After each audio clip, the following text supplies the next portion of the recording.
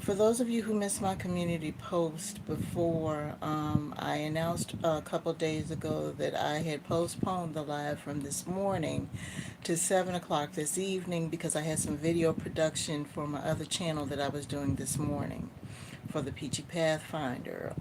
For those of you who don't know, I have another channel which is the Peachy Pathfinder, and I had to do some video production this morning, which would have interfered with the 10 o'clock live because the location had a certain time period that I would be available to do the video production. So I had to be there this morning. So I went ahead and placed a community post indicating that I was going to do my live this evening. So hopefully some of you guys were able to see that. What I wanted to do was I wanted to continue on with the second part of my homeless story. Now, for those of you who don't know, I started my New England homeless story last week, and for those of you who haven't had a chance to view it, please do so. I'm going to go ahead and pick up where I left off last week, and I hope you enjoy it. And for those of you who did tune in last week and who have been tuning into my lives, thank you very much for your support. I am Deanna. I am the Peachy Pathfinder, and this is my spoken word channel, Regert. Please follow me on my Facebook page as well.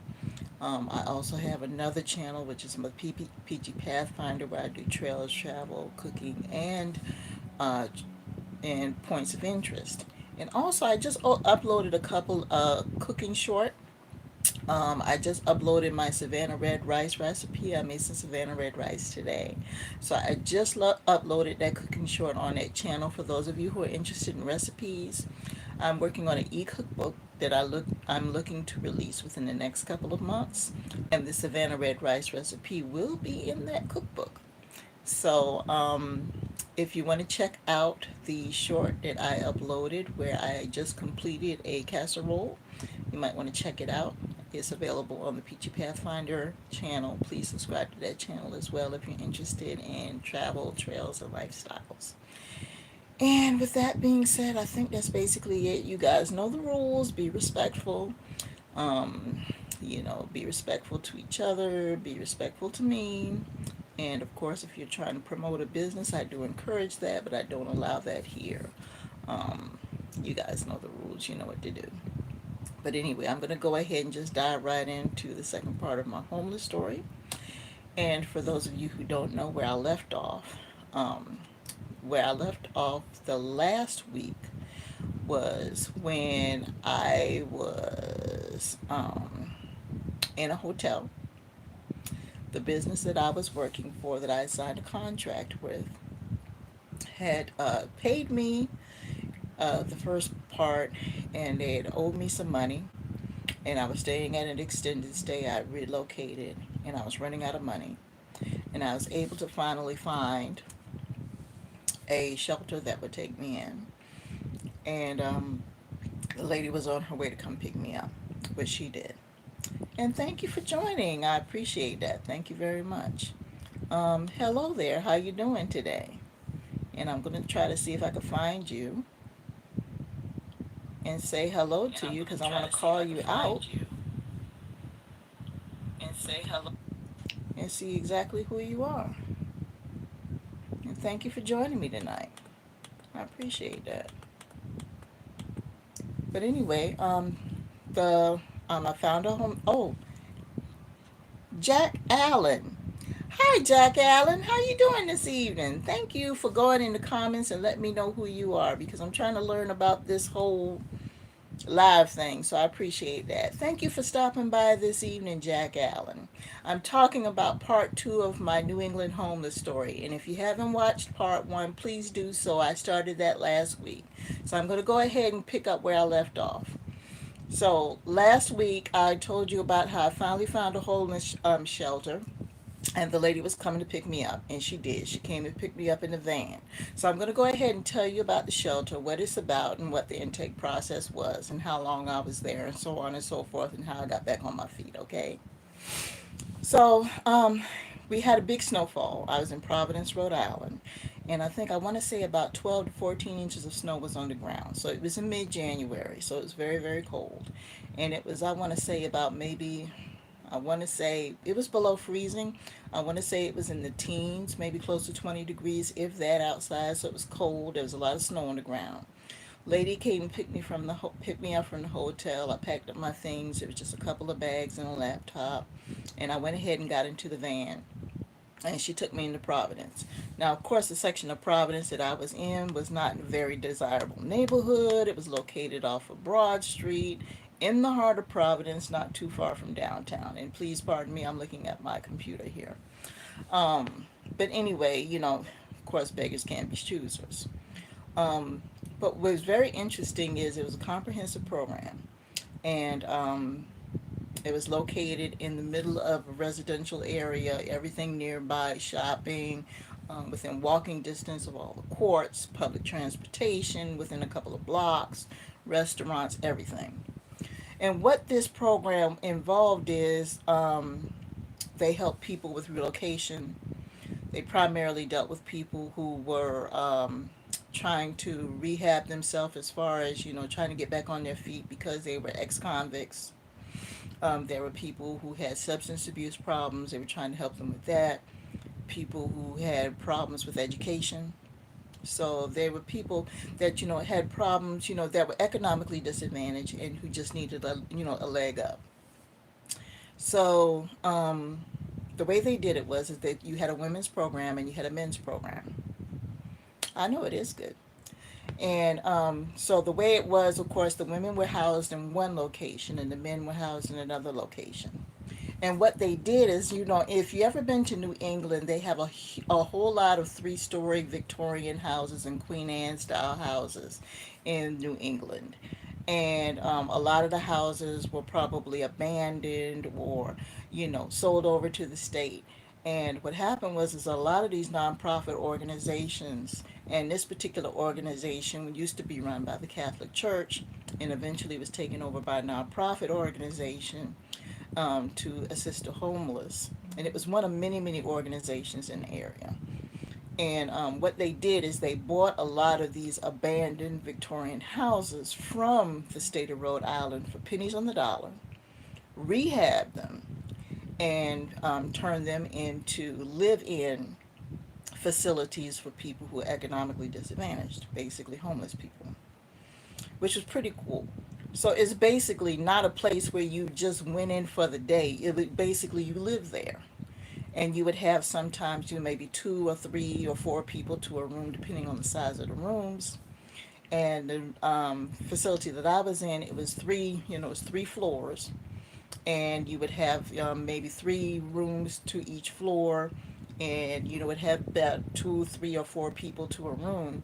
So the house that I was in was a women's house, and it was a 3-story Victorian house that was rehabilitated, had a full kitchen, had a bathroom on each one of the floors.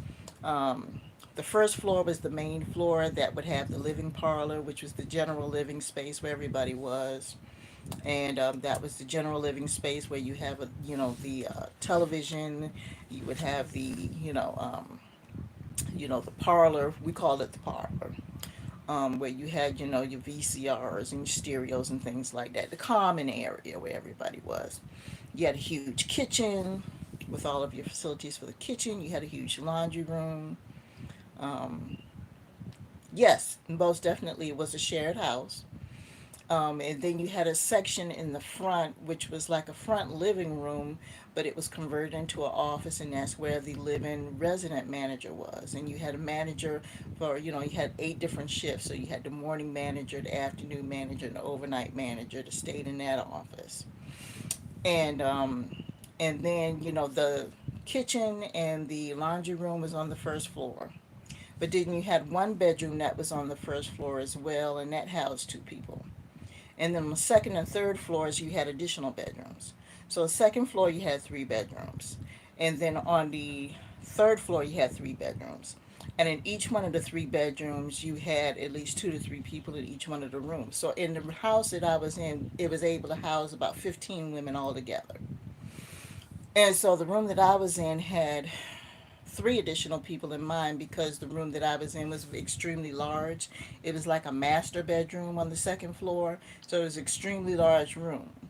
So they were able to accommodate four full size beds in the room. And so each person not only got a bed, but they also got their set of full three chest of drawers. And the chest of drawers would separate the bed so you would have your own little area to yourself. So I had a full bed and I had a full chest of drawers to myself.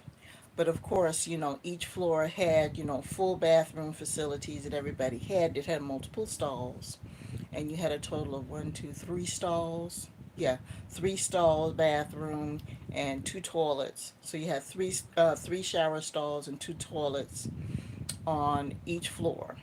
So you had a total of six shower stalls and four toilets, and then you had a bathroom on the first floor as well. So there's plenty of bathroom space and everything for everyone. And also you had what was called a chore list that you had to do. So you were required to do chores, and chores would rotate. So you would be assigned a certain chore that you had to do every week. You were required to attend certain classes, different classes that were required. Excuse me, that was a call trying to come in. I'll have to call back later.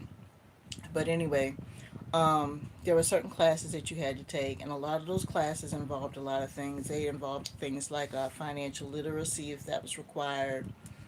Um, let me just, I'll check that later. But anyway, financial literacy, if that was needed. The classes were tailored based on your needs. So you were assigned a caseworker when you got in because they had to do what was called intake. And intake, that applies, of course, if you're in the penal system, you have to do what's called intake. And please pardon that because my partner is kind of like going in and out the door. He's dealing with the dogs right now.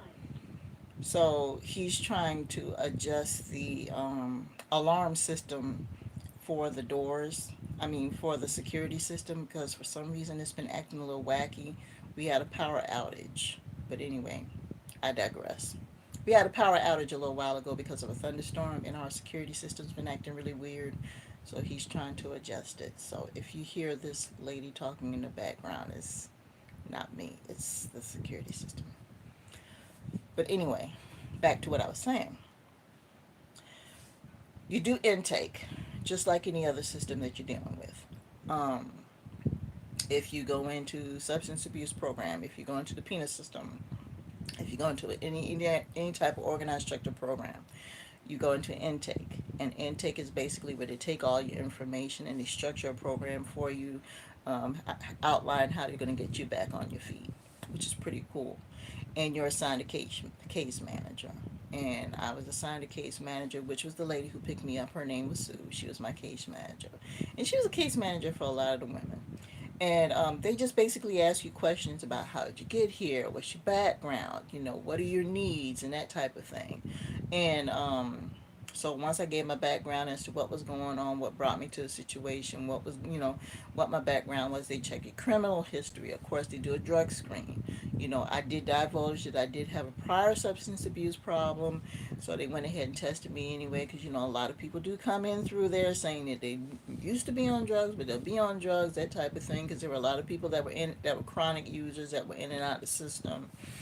Um, so, they may say that, but then, that might be an issue. So they're trying to assess exactly what a person's needs are.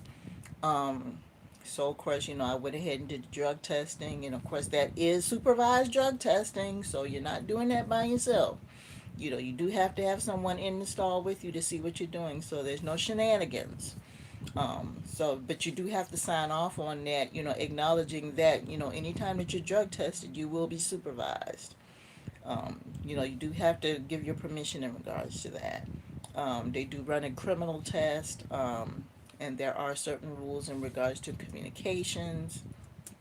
And because, in certain situations, they do require that, you surrender your cell phone if you're in certain groups, because some of the groups are counseling groups, and there are some people that are involved with the law that are still um, under supervision of the law because of confidentiality. They do not allow cell phones in the groups because they do not want that person's information to be compromised.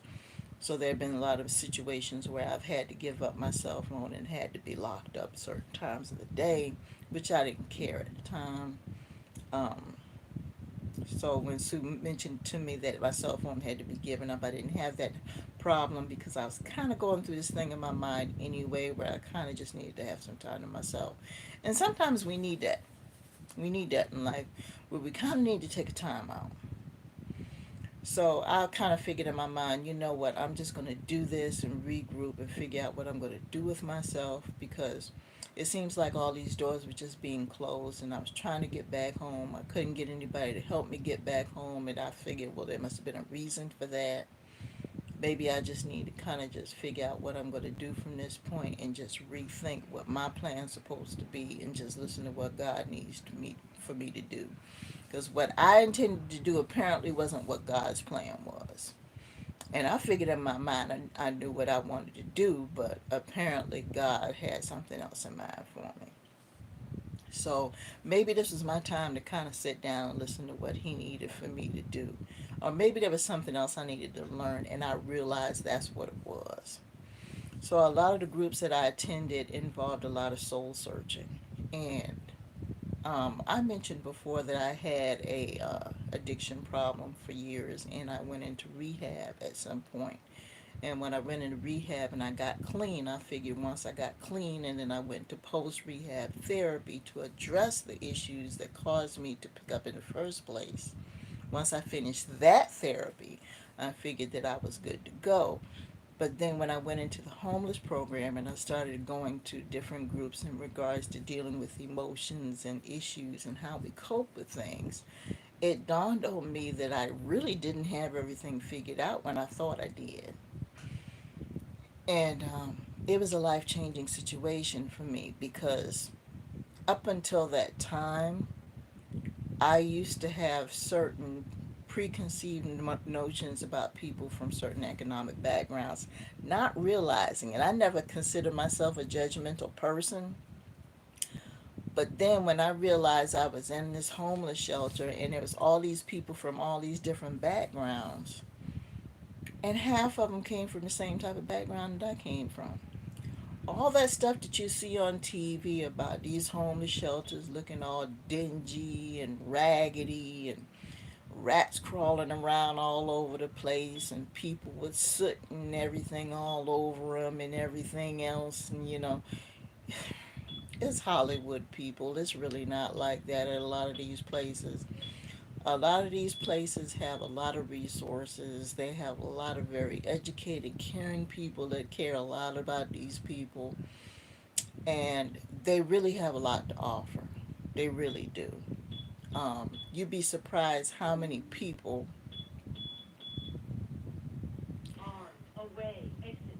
Okay, I hope he does have that figured out, because the thing is going berserk. But anyway, I know I'm hoping that he does have it figured out, because I don't want him to break the doggone thing. But anyway, it was just totally different than what Hollywood showed me what a homeless shelter was supposed to be. They had a whole computer lab in the basement of each one of the buildings, the women's house and the men's house and the main building. Total computer lab for anyone who wants to get their GED, anyone who wants to work on their resume, which I use very often to job hunt. Anyone who wants to, take any online classes. They had a on-site culinary academy where you can get your culinary certification, where they actually taught classes there. They also had a construction certificate program where they actually taught certificate program in construction, where people, can actually learn the construction trades. Um, you also had a volunteer requirement where you were, supposed to do so many volunteer hours in certain areas. So since I had previous experience, with tutoring people in math and English and things like that, um, a lot of the people that were trying to get their GED, I would assist them with trying to get their GED, assist them with some of the homework assignments and some of the groups in regards to, sentence structure, or, trying to do any of the, any type of college assignments or anything like that. So I would try to help with tutoring and things like that. That's what I would try to do to volunteer. Every now and then I would help out in the kitchen or whatever the case may be. But I realized that when I would be in groups and we would talk about things like feelings and emotions, when I would speak up in groups, it just amazed me how people were so tuned in to what I had to say. And it was the first time that I really felt validated as a person, that people actually heard what I had to say and didn't think what I had to say was weird. And I was like, wow, people actually understood what I was saying. They didn't feel like it was a foreign thing. And welcome to those of you who are popping in and out. I really appreciate you coming in tonight. I normally do this at 10 o'clock in the morning, but I'm doing it late tonight because I had video production earlier. But thank you for coming in. But, just being in a group talking about emotions and having to deal with things in the world, it just made me think. And we were taught to journal, and I was already used to journaling because when I was in drug rehab, I had to do that. So, it was just amazing just being able to listen to all these people from different walks of life and different age groups, from age 18 all the way up to 62, tell their stories from different walks of life and how they wound up where they were, and that I wasn't the only one. And at the end of the day, just knowing that they're just like me. And it wasn't a situation where, oh, okay, well, they came from the wrong side of the tracks, and their mama and their daddy, they didn't know who their daddy was, and mama was no good, and this, that, and the other. There was a few stories like that, a few. But most of them were just like me. Upper middle class, two-parent family, a few bad things happen in life, and you just make a few bad decisions, and you just want to escape from it all. And one thing leads to another. As far as the addiction goes, because there were a lot of people who were former addicts, some of them still struggling, and we started sharing our stories. Um, because I was under the stress and strain, they did offer, the facility was a site for a lot of the AA and the NA meetings, so they had a lot of the groups. They did require that a lot of us go to the groups. So, in order for me to avoid having to deal with the possibility of relapsing, I went ahead and signed up with the NA and the AA groups, and did start going twice a week to the groups, and just start attending and speaking out at the groups. And it was well received. I made some very good friends there. And it was just very interesting being able to be around those people, and just knowing that, I'm not the only one. And just seeing, the different people, and to this very day, there are, a couple of people that that I'm still close to now. A lot of the people that were on staff at the facility, the I would say all of them, were formerly homeless, former clients, um, formerly had struggles with addiction or the law, or had former struggles. In other words, they formerly had experience with what the people that are coming in that are dealing with. They're not just people who read an article, or did a Google search or whatever. These are people who've been through it, so they're in a position to assist. And I think that's makes part of the organization as successful as it is. I want to say they've been in business for well over 30 years, over 40 years. And they're one of many organizations. Now, Rhode Island is the smallest state in the country, but they have dozens of facilities that assist the homeless. And just to be able to see that, and I was able to even join a church that their outreach ministry is absolutely out of this world. and I still tune in. I am still tapped in with that church. I watch them virtually. I still connect with them because that I'd never seen a food ministry where they have a mobile ministry where they actually go out and deliver meals um, at least 2, 3 times a week to people who are underprivileged in Rhode Island, to the community. They do this. And it's just absolutely amazing. And to see that in this day and age, um, that's what the church is about.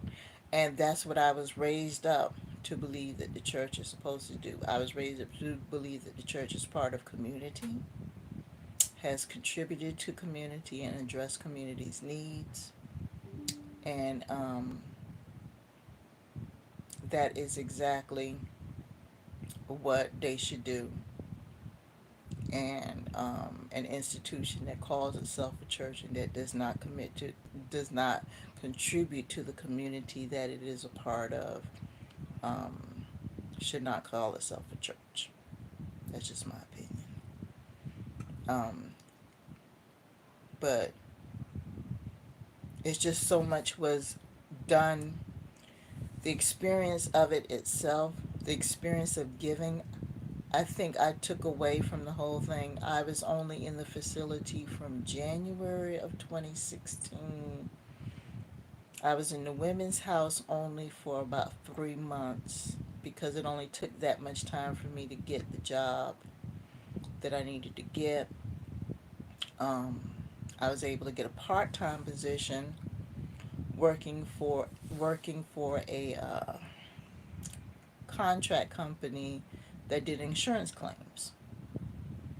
And I started out part-time in customer service, but that wasn't enough money for me to get a place of my own. But this particular program had it where they had what was called transitional housing. So while you were in the women's shelter, like I said, they would assist you with getting a job. So not only did they have a women's shelter, this place was so sophisticated and comprehensive. I mean, this place is the bomb. I'm going to go ahead and place the name of the facility and the link to it in the description of this video, so you'll be able to see the site yourself. Um, they had also rehabbed some additional locations throughout the city of Providence and in Cranston as well. And I want to say, I forgot what other areas of Rhode Island because it's been a few years since I've been back there. I'm sure they've expanded. But they've also created what was called transitional housing for people based on their needs, whether they're single or if they have small families, that once they'd obtain work, that they could live in this housing. It's kind of like a form of low income housing where you could actually pay, and I'm sorry, my eye is itching, where you could actually pay rent, but it's based on your income. And it's their own program. And they call it phase two. And because the job that I got was only part-time, it wouldn't qualify me for my own apartment because of the income guidelines. I was able to, after being in the women's house for a couple of months and getting this part-time job, I was able to qualify for phase two. So I was able to move into another Victorian home that was just a couple blocks from the Capitol on Smith Street, that was designed for single people, and it was actually a old bed and breakfast, beautiful home on Jewett Street. And I was able to go there, and I think I went there in April. It's either March or April. I'm gonna say April. And I was able to go there in April, and I was able to get a place there. And the thing about that is that the room that I had there, each room, because it was a bed and breakfast, each room had its own bathroom. So there's no more sharing a bathroom for me. So the only thing that I had to share was the kitchen. So that was kind of a step up for me. And the bedroom was much larger. I didn't have to share a television because I had my own TV because, like I said, it was old bed and breakfast. The bed was bigger. I didn't have a, I had a much bigger bed, much bigger room, my own bathroom, and television. Um, Cable was included, all utilities included, of course. And I just paid a portion, whatever income I had, I paid a percentage of what my income was to the organization as my rent. And that was indefinite until I was able to upgrade to whatever level I needed to upgrade to. So there wasn't a time limit on that. Now, when you're in the women's facility, they give you 30, 60, 90 days, to get a job, to level up. They give you a time frame to level up because they want to see that you're trying to get back on your feet. Now, once you get into phase two, of course, you can't predict economics. They see that you're progressing. You can stay there as long as you want, as long as you keep in contact with your case manager. They're very minimal, the restrictions as far as groups and things like that. They're very minimal requirements. I didn't have to do as much as far as, like going to the classes and things every day. I didn't have to do all that because I was at work. They only required that I go to maybe one or two meetings a month. We had what was called a house meeting because there were still people in the house. We still had a chore list, but it wasn't required that I do something every single day because of my work schedule. I just had to do my chore once a week. And it was more like, and we had a house meeting once a month as opposed to once a week in the ladies' house. So, the rules were a little less. It was more like dorm type living, if you want to think about it. And welcome to a person who came in again. Thank you very much for joining me today. If you didn't watch part one, please watch part one because I'm picking up where part one left off from last week. This is my New England homeless story, part two. And so I stayed in there from April. I stayed there for about 7 months. But that 7 months was something else. So it was part time.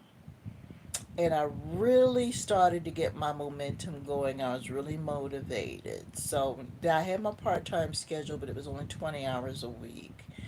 And I really was, starting to learn more about Providence. I started to like the area. I started to make friends. And I was like, I don't want to go back to Savannah. I like this area. I had quite a few friends and I wanted to stay.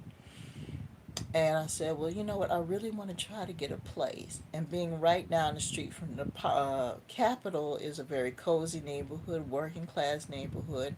And there were a lot of Victorian homes that were converted into apartments in the neighborhood that had private owners. And I used to pass by in the neighborhood and see all these places that had, apartment, a second floor apartment for rent, first floor apartment for rent, blah, blah, blah, blah, blah.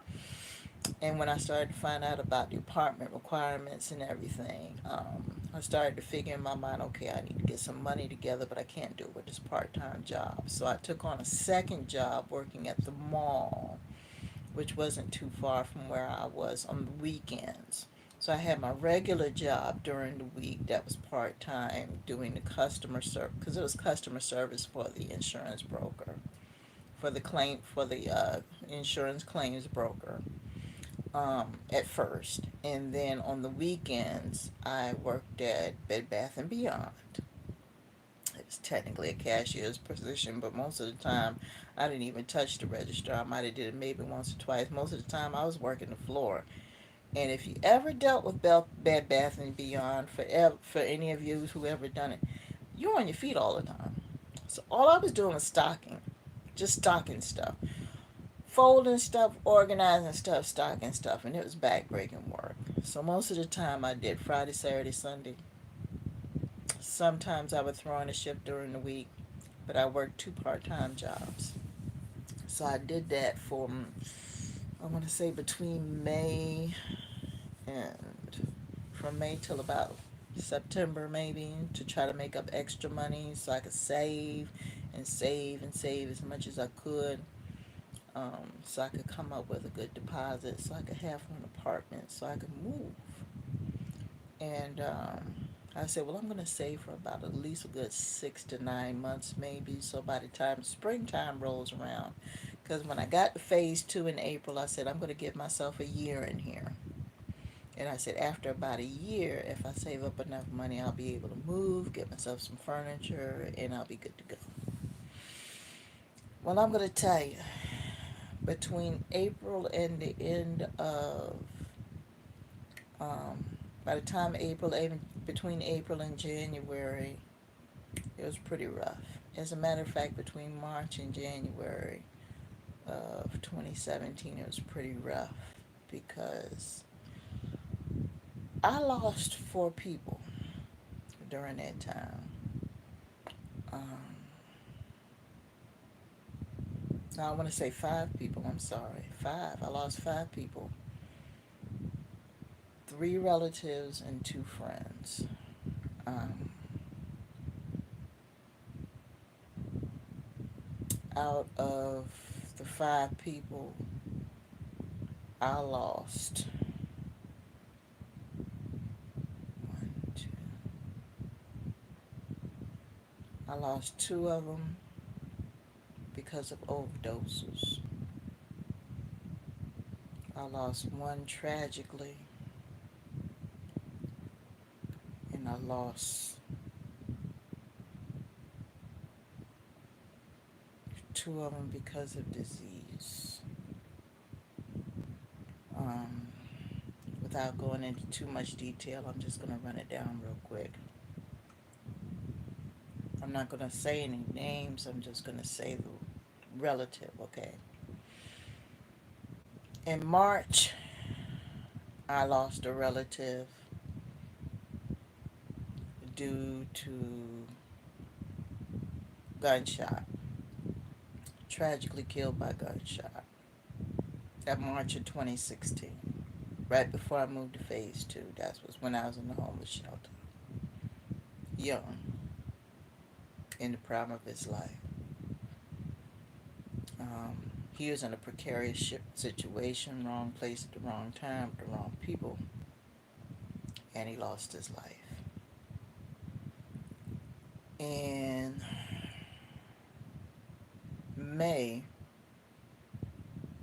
a lady I befriended who had just got in a program, who got on her feet, who I thought was doing well, overdosed. She relapsed. She was clean, supposedly. That was what we thought. She was living with relatives, and they found her in the bathroom. She overdosed and died. Um, Shortly after that, not long after that, not even a month after that, a gentleman who was working in the program, who was a former addict, um, he died from a massive heart attack on site. I heard this through the grapevine. I had just spoken to him from the day before. I mean, everybody knew who he was. Very nice guy.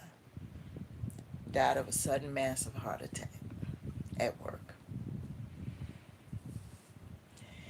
Then in the fall, another relative, very, very close to me, to my family, um, in October, mid to late October, went into the hospital for a heart attack, was informed by the doctor not to do certain things in regards to his habits, came out the hospital, went back to those habits, had another massive heart attack, went into a coma, and died 2 weeks later in October. And then in December, um, around Christmas time, New Year's Eve, I could barely remember because it was a blur. A very, very close relative to me who had been sick with disease for a very long time and struggled with it, finally passed away. So I lost a lot of people. Oh, and I said a total of 5 people.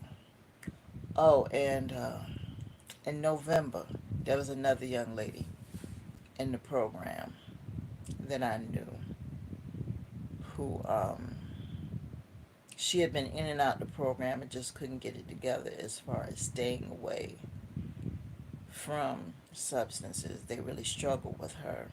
And she's a very nice person. See, that's the thing people don't understand. They think because somebody's got a problem, they got to be a mean person. You don't have to be a mean person to have struggle with an addiction. These people are very nice people. This woman had, she was an educator. Um, she just had some struggles as far as a failed marriage. It's like when her marriage failed, I don't know, it's just a part of her just checked out. I don't know what happened, but everything just kind of went downhill from that point. And she was no longer in the educational system as a result. And her life just spiraled out of control. And she had been in and out of homeless facilities. This is when I first been introduced to the concept of chronic homelessness. Didn't know what that was. And that's basically the concept. Chronic homelessness is the concept of where somebody has not had a stable place to live for many, many, many years. Where they basically, what my grandmother used to call living pillar to post, been in and out of facilities, having uh, no shelter in their name, not legally responsible um, for their own care. You know, never had paid rent, never had a mortgage, never had utilities, um, and never lived on their own. Um, Basically bounced in and out of facilities for years. There is a woman in the facility who is literally has been in and out of homeless shelters for over 20 years.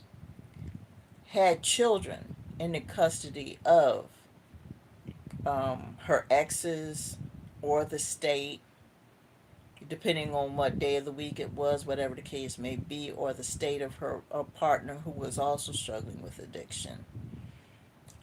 These are real things that happen all the time. And these were common stories, unfortunately. And this woman was well in her 40s. And there were so many stories. There was a lady that I ran into, very nice lady, who had a bachelor's degree in chemistry, master's degree in physics, um, but she struggled with alcoholism. And she was in the facility because she was in the court system. Apparently, there was some litigation in regards to a court case involving an accident and involving a vehicle, and there were some victims. Now, I don't know the severity of the accident, but it was the result of her alcoholism. And she had to be in a homeless shelter because she had nowhere else to go. And she had to be in the shelter because she had to be supervised. She had to go to meetings to address her alcoholism. And there have been many cases where people had to go out and find her because she didn't make curfew, because, you know, being in the shelter, you had curfew. She didn't, sometimes she would disappear. And this woman was likely in her late 30s, early 40s. Grown children don't speak to her husband, estranged. Um, so many stories. There was a gentleman who was in his 60s, veteran, constantly struggled with drugs. Um, One night after a meeting, I'm getting ready to go home. By the time I make it home, somebody calls me on the phone and tells me this gentleman that I just spoke to wound up in the hospital because he OD'd. And I don't know if you know what Narcan is. Narcan is a drug that is used to revive people after they've overdosed. It's a proverbial smelling salt to kind of wake people up out of an overdose. And that's what EMTs and first responders use to revive people from overdosing. And usually after one or two doses of Narcan, somebody comes out of it. I don't know what this guy took. And everybody knew who this guy was because he had been in and out of the facility many times. This guy was 62 years old at the time that he did this. I don't know what he took, but I was informed that he had to be given Narcan 6 times in order to come back to the land of the living. 6 doses of Narcan. So I don't know what kind of drugs he took, but in order to be revived with 6 doses of Narcan, it had to be something pretty potent. I just hope he's doing well, and I hope he's okay. Um, but anyway, um, fast forward, December 2017, I've lost these people. I mean, December 2016, I'm sorry, I lost these people.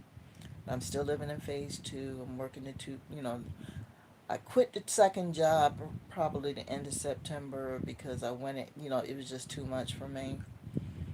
Um, by the end of September too, the position that I was working that was part-time, they had people, they had another department called analysis. Um, and the people were telling me in customer service, you might want to consider doing that. It's a full-time position. They have these classes that you can take, and they'll pay you for the classes, and you can learn to do it. And once you get on commission, it's full-time. You can make more money, and you can get what you need. I'm okay, I'll think about it. So I said, well, I'm going to go ahead and chill out, and I'm going to keep thinking about it. So after I quit the second job at the end of September, I just went ahead and just worked part-time through the end of the year. By the time November rolled around, the classes started. And I said, well, I'm going to sign up for these classes. So I went ahead and applied, and I got accepted. And the classes were on site at the job. So 40 hours a week, I started learning to become an insurance claim analyst. And this is automobile insurance. So I started to learn to analyze insurance claims for automobile, insurance, which is very interesting. Go over estimates, you start to analyze things. And that was a 12-week course. So you're talking about the end of November, December, January, February. So 40 hours a week. I was taking these classes on site. So by the time the 1st of March rolled around, I had saved up that money. And by the time the middle of March rolled around, I was able to find a place and leave the program. And, but that wasn't all. I couldn't just leave them high and dry. They'd done too much for me. So I found a place not even 2 blocks away from where I was staying at on George Street, on Smith Street. And it was a attic apartment. Yeah, I walked up to the attic. It was a 1-bedroom attic apartment. Wasn't much to holler at, but it was mine.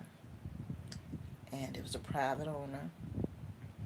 And I was able to move March of 2017 into an attic apartment of my own in Providence, Rhode Island. But I gave back. I did give back because I wasn't just going to leave them alone. I still went to the meetings at the facility. I still kept in contact with my friends because they were still right down the street. So we still hung out, still went to the meetings once a week. And also, as far as the women's facility went, They always allow for volunteers to come in and help out with the managers on the weekends, because they always had a problem with keeping managers on the weekends to work in the women's house. So I would just come and sit in, and every now and then I would fix a southern breakfast for them. Um, I'm going to tell you one day I'm going to tell you about the time I fixed a southern breakfast and the first time they had grits. A lot of them never had grits before. So, but that's basically it in a nutshell. So, been going on for a while here. 50 minutes on this one. But anyway, next week, what I'd like to do is talk a little bit about my addiction story, go into detail in regards to that. I touched on it a little bit in regard on my video Why I Walk. I have that video on this channel. It's called Why I Walk, My Testimony. So if you haven't watched that, you might want to go ahead and watch that. That touches a little bit in regards to my addiction. I had a 15-year addiction to opioids. And when I was in rehab, I started doing power walking and yoga and meditation. And